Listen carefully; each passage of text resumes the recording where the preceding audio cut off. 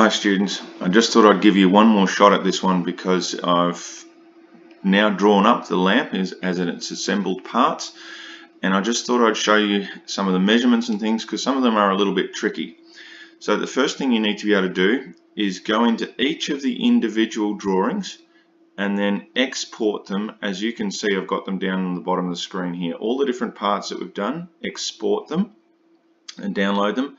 Then you'll need to open up a new drawing, call it Assembled Lamp, and then import each of those parts. The first part you'll import is this the base. You'll do it with the ruler. As you can see over here, I've put the ruler in. You can just see it down the bottom there. Make sure it is set to 0 and 0 in that corner there. Then what I'm going to do now is I'm going to click on each of the parts so it shows the measurements of where everything should fit. Then you can pause the video and make your measurements fit exactly the same way. You are going to need to move the parts around to be able to get them onto the right angles. These are set on a 45-degree angle, obviously to the right, these ones to the left. I'm going to leave you a little bit of stuff to try and figure out yourself. I'd like to see how well you do with this.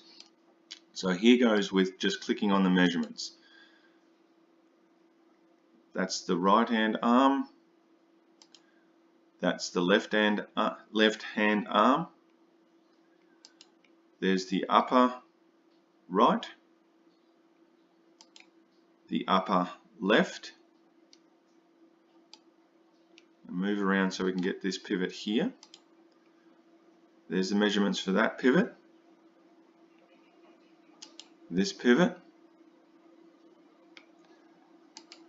and the lampshade. Now before you plug in any of those measurements, make sure you're using end points. Okay, those are all the end point measurements. Okay, I wish you good luck. I'll see you when I get back to school.